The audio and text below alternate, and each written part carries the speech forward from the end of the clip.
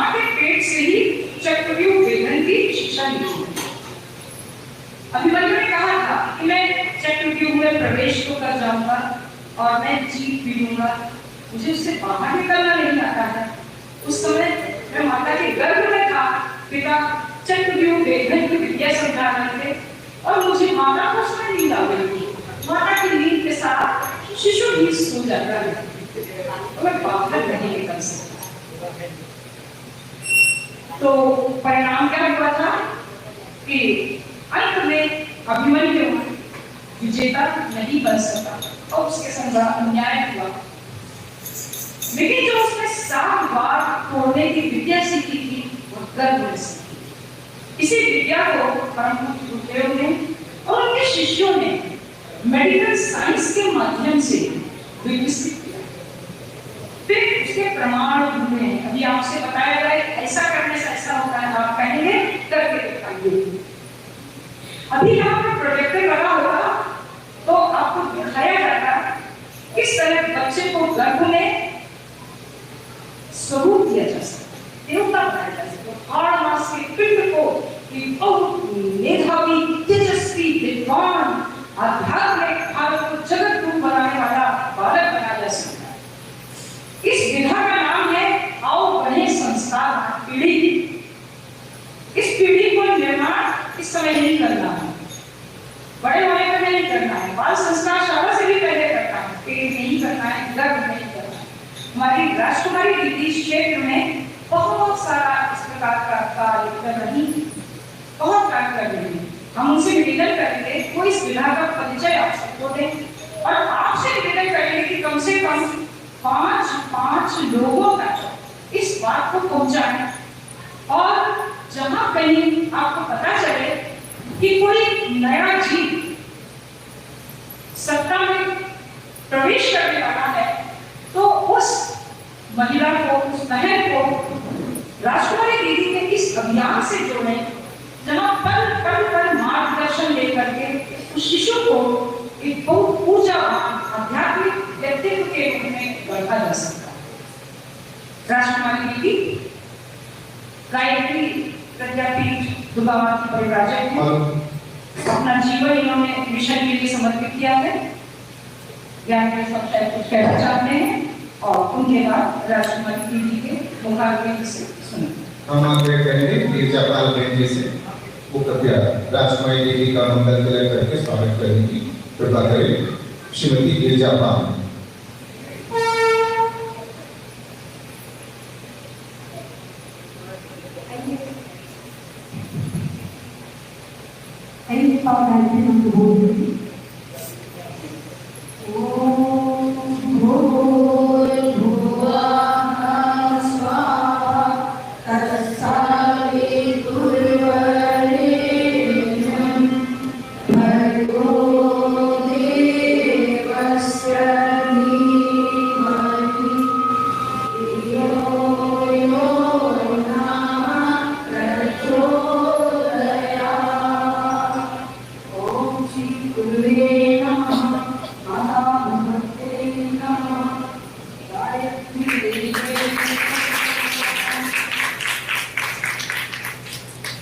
दीदी ने आप लोगों को बहुत अच्छे से इसका विस्तार बताया। आइए छोटा सा गीत कर लेते हैं, उसके बाद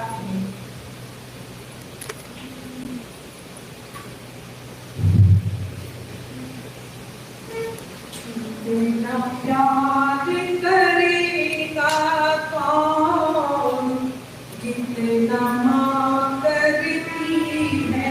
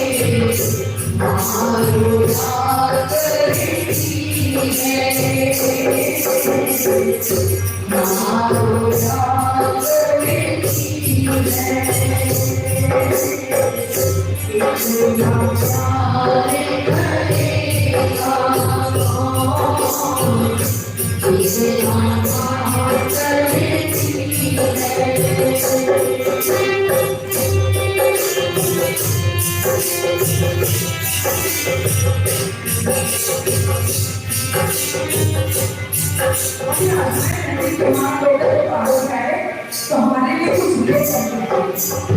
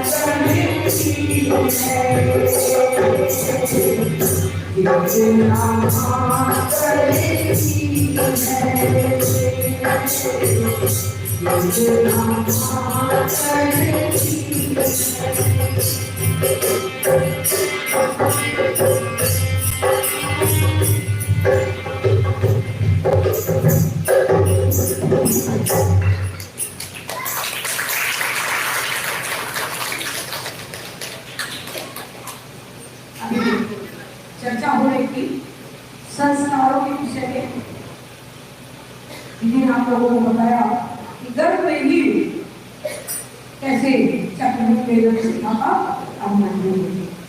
ये क्रम जैसे कि परम बोले थे, इस काम को एक तरह से पुनः जन्म किया, पुनः जन्म दिया क्यों?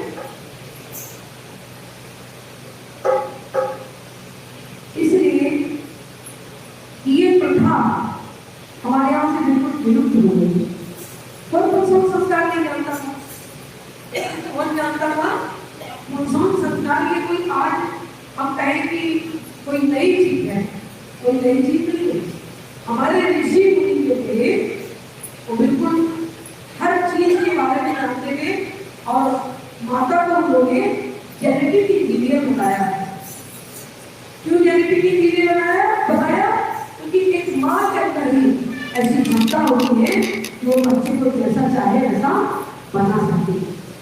ये और संस्कार पीढ़ी गुरुदेव ने कहा, सबसे पहले जब गुरुदेव ने युग निर्माण योजना के बारे में सोचा तो सबसे पहले उन्होंने घर के पुरुषों को कार्य करा। अब तो पुरुष भी उनकी बात को समझ गए कि युग निर्माण योजना में हमारी क्या भूमिका है, तब फिर उन्होंने महिलाओं को निकाला। महिला पुरुष जब दोनों निकल आए तो उन्होंने युवाओं के बारे में सोचा कि युवा भी अगर हमारे काम में लग जाएंगे तो ये काम चालू हो सकता है। युवा भी लग गए। फिर उन्होंने 5 संस्कार शालाएं करवाई। लेकिन गुरुदेव ने कहा कि शायद अभी सभी आने में लग रहा है, समय ज्यादा नहीं है। तो गुरुदेव ने क्या चलाया? आओ कहीं संस्कार ना पीढ़ी। क्यों? क्योंकि जब उन्होंने कहा जड़ में ही पानी देते, जब बाहर बच्चे हमारी सुनते थे तो गर्भ में बच्चों को संस्कार देने की जो परंपरा है पहले से ही थी। लेकिन हमारे यहाँ अंग्रेजों का शासन हुआ, मुस्लिमों का शासन हुआ, जिससे कि हमारी संस्कृति नष्ट भ्रष्ट हो गई। फिर गुरुदेव ने देखा जब स्वतंत्रता मिल गई हमारे देश को, गुरुदेव ने सोचा देश तो स्वतंत्र हो गया है, लेकिन दिमाग को स्वतंत्र करने के लिए परम पूज्य गुरुदेव ने संस्कारों की परंपरा को जन्म दिया और बड़े संस्कार के माध्यम से, गर्भोत्सव संस्कार के माध्यम से उन्होंने क्या किया? एक सुशील, प्रतिभाशाली, सज्जन, प्रखर भावी का निर्माण किया जा सकता है इसके माध्यम से। गर्भोत्सव संस्कार को हमारे शांति कुंज के माध्यम से डॉक्टर प्रणव पांड्या जो लिखती है मेडिसिन में और महाराज को राजपति भी उसको ये महासिद्धि कर रहे हैं। हमारी गायत्री जी की है वहाँ पे। गायत्री जी की जो है पूरा देख रहे हैं, देश विदेश सब जगह इसके बारे में। इसका उद्देश्य क्या है? स्वस्थ गर्भवती शिशु के स्थूल सूक्ष्म कारण शरीरों का परिशोधन होता है। गायत्री माता जी जिन्हें आप लोग यहाँ इतने दिनों से प्रज्ञा प्रयोग सुन रहे हैं, सबको मालूम है कि डॉक्टरों की शक्ति का बड़ा महत्व है। उन्होंने कहा कि जब व्यक्ति स्वस्थ होगा शरीर से तो फिर क्या होगा? उसका मन भी स्वस्थ होगा। जब मन स्वस्थ होगा तो समाज में अपना व्यवहार करना पाएगा। और फिर आध्यात्मिक इससे जुड़ा जिनेवा सम्मेलन हुआ था 1857 में, 1858 में। तो उस जिनेवा सम्मेलन में आध्यात्म को भी जोड़ा गया था कि जब तक आध्यात्म नहीं मिलेगा विश्व स्वास्थ्य संगठन का हमने क्या विश्व स्वास्थ्य संगठन के अनुसार जब तक व्यक्ति आध्यात्मिक नहीं होगा तब तक वो पूर्ण रूप से स्वस्थ नहीं कर सकता। माता निर्माता कहा गया है। हर व्यक्ति हो चाहे जीव जंतु हो माता के गर्भ से ही जन्म लेता है। आपने देखा इसमें बहुत सारी माता की गर्भ रही और जिसमें कि आपने रानी मदालसा की कहानी सुनी होगी। रानी मदालसा के 3 पुत्र हुए, लेकिन तीनों ब्रह्मज्ञानी बन गए। तब उनके पति विकट ने कहा कि हमारे देश को कौन संभालेगा, राजकाज कौन चलाएगा? तो रानी मदालसा ने कहा इसमें कौन सी बड़ी चिंता की बात है, हम अभी जो चौथा बच्चा हमारा होगा बहुत ही योग्य होगा, राजनीति के लिए हम उनको सिखाएंगे। और उन्होंने क्या किया? खान पान रहन सब कुछ बदल दिया और एक सुंदर से वाला को जन्म दिया अलग को, जिससे भी एक सुंदर देश का संचालन किया। और शकुंतला के बारे में भी आप लोगों ने सुना होगा। इसके नाम पर हमारे भारत वर्ष का नाम भारत वर्ष का। एक बार राजा दुष्यंत उधर से निकल रहे थे, उन्होंने देखा कि इतना भीड़ भाड़ के शेर के नाम कितना है। उन्होंने पूछा जाकर जब आप सभी पुत्र हैं। तो ऐसी कल्पना करो कि जिस महिला की शादी समाज के सामने न हुई हो, शकुंतला ने गंधर्व विवाह किया था भूषण के साथ में, क्योंकि उनको श्राप दे दिया था कि तुम्हारे पति तुम्हें भूल जाएंगे। राजा को दुर्वासा ऋषि ने श्राप दे दिया था, इसके कारण उनके पति को भूल रहे थे, लेकिन फिर भी उन्होंने अपने ऊपर इतना साहस करके अपने बच्चे को ऐसा दे दिया तो कहा हम समाज पर कोई बोझ नहीं लगा लेंगे, हम एक अच्छा बच्चा पैदा करेंगे, हम आने वाली जो पीढ़ी है हमारी अच्छी बने, इसके लिए उन्होंने प्रयास किया और एक अच्छे वाला भोजन किया। इसी तरह से माता सीता के बारे में कहा जाता है कि भगवान राम ने बड़ा जन्म किया, लेकिन आप कल्पना करो जिस देश पर 14 वर्षों तक किसी राजा ने राज्य न किया हो, उस देश की स्थिति क्या हुई। इसलिए भगवान राम ने जब सीता माता गर्भवती थी तो उसको वाल्मीकि ऋषि के आश्रम में भेज दिया था। भगवान का शॉर्ट टर्म मेमोरी के बारे में कहा जाता है कि हमारा जो 88% माइंड है वो क्या है, सब कॉन्शियस माइंड। सब कॉन्शियस माइंड में हमारे जन्म जन्मांतरों के संस्कार भरे रहते हैं। हमें पता है कितने जन्म की होंगे। आप लोगों ने चित्रगुप्त का नाम सुना होगा, जो चित्रगुप्त है वही हमारा सब कॉन्शियस माइंड है। इसमें जन्म जन्मांतर के हमारे जितने भी क्रियाकलाप है अच्छे बुरे सब कुछ भरे रहते हैं और इन्हीं के आधार पर हमारा भी होता है। 10% हमारा कॉन्शियस माइंड होता है, जिसके माध्यम से हम अपना पूरा जीवन जी लेंगे। खाना बनाना, नौकरी करना, बच्चे पालना करना, जितने भी काम है वो सब हमारा 10% दिमाग से करते हैं।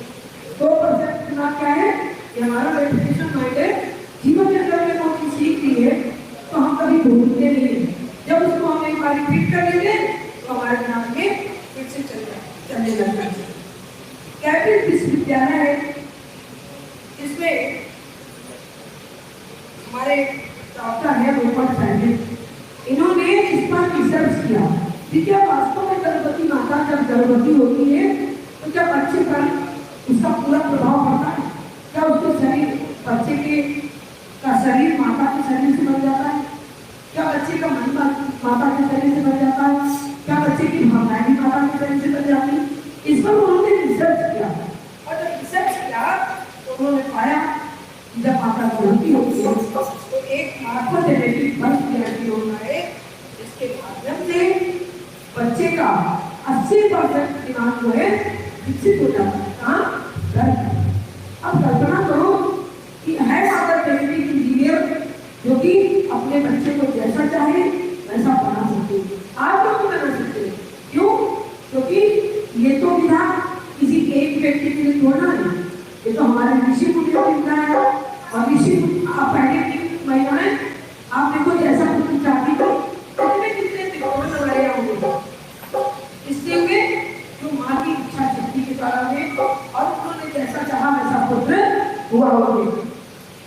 कहते लोग कहते हैं कि अरे उनका ये तो खानदान की बात जहाँ पर आती है तो वहां पर हमारे यहाँ दो बातें आती हैं।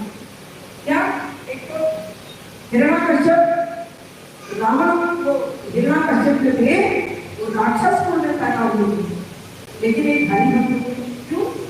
क्योंकि उनकी माता नारद ऋषि के आश्रम में चली गई थी, वहां पर उन्होंने अपना खान पान रहन सहन सब कुछ ऋषि के अनुसार किया और उसके अलावा हरि भक्त पैदा हुए। ठीक उसी तरह रावण जो कि ब्राह्मण में पैदा हुआ था, चारों में मुझे क्या था, लेकिन उसकी माँ अच्छी थी, माता अच्छी नहीं थी, जिसके कारण वो एक राक्षस थी। बताइए कि गर्भवती माता जब खुश हो जाती है तो उसके शरीर से खुशी के हार्मोन्स का सिक्रेशन होता है और गर्भवती माता का जो बच्चा होता है प्रसन्न से तमाम खुशहाल मिजाज वाला, अपनी बात को सबके सामने प्रेजेंट कर सकने वाला आत्मसम्मानी बच्चा पैदा होता है। लेकिन उसी तरह जब गर्भवती माता दुखी होती है तो उसके अंदर सुख के हार्मोन्स का सिक्रेशन होता है। बच्चा जो है जिद्दी, क्रोध वाला और सामान पटकने बोलने वाला, आपको देखा होगा किसी किसी बच्चे इतना सामान को बहुत बचाते, किसी की सुनते रोना शुरू कर दे तो समझ लो कि आपका सरदर्द होने लग जाएगा, चाहे जितना चुप कराओ चुप नहीं होते। ऐसे बच्चे होते हैं और बड़े ही कमजोर दिमाग हाथ में रखने वाले ऐसे ऐसे बच्चे पैदा होते हैं। पोषण नहीं सिखाते, क्योंकि गर्भवती माता किसी ने कुछ खाती भी नहीं, बच्चे को कुछ नहीं पता, तो बच्चा गर्भ से डायबिटीज, कैंसर यानी कितनी खुली खुली बीमारियां लेकर के पैदा होता है। इस सब समस्याओं को बच्चा जन्म से लेकर के आता है। मुझे लगा है समय बहुत ज्यादा हो रहा है और हम अपनी बात को स्टार्ट करके अपनी वाणी को विराम देंगे। पहला त्रैमासिक होता है तो बच्चे की शरीरों की पूरी भीड़ पड़ जाती है और जब चौथा महीना लगता है तो बच्चे की श्वास क्रिया अच्छी हो जाती है। इसीलिए 2500 मिनट की रफ्तार से बच्चा जो है उसकी कोशिकाएं बढ़ने लगती है और आवाज अनेक स्वाद सब कुछ बढ़ जाने लगता है। इसीलिए गर्भवती माता को बना दिया जाता है कि जब कड़वा खट्टा तीखा मत खाओ। देखिए आजकल समस्या कहाँ है, गर्भवती माता जो गर्भवती होती है तो डॉक्टर क्या कहते हैं बेड रेस्ट करो। अगर गर्भवती माता बेड रेस्ट करने लग जाती तो वो देखती है उल्टे सीधे पिक्चर, तो उनको तो मनोरंजन के लिए तो उसको कुछ चाहिए होगा। अब वो जब मनोरंजन करने के लिए उल्टे सीधे नाटक देखती हो, पिक्चरें देखती है तो क्या होता है, तो गर्भवती माता का जो बच्चा होता है वो भी किसी तरह से होता है। गर्भवती माता जो किसी की सुनती नहीं है तो फिर जब बच्चा आता है दुनिया में तो भी उनकी सुनता नहीं है। अब मस्तिष्क की कोशिकाएं जो है 5 लाख मीटर की रफ्तार से बढ़ने लगती है तब बच्चे का छठा महीना लगता है और गर्भ शिशु की पूर्ण इंद्रियां जो है पूर्ण रूप से कार्य करने लगती है, याददाश्त को सेटल कर जाती है।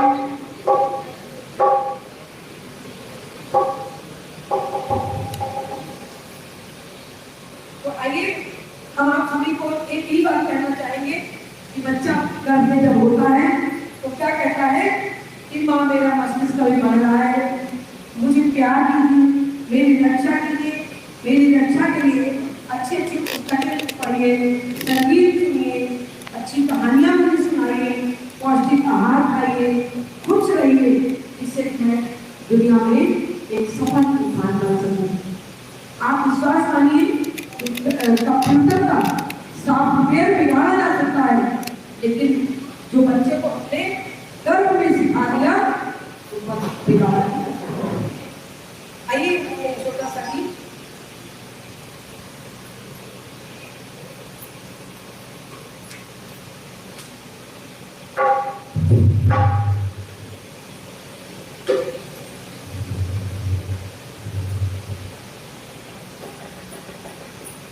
और नाच की खाती इंसान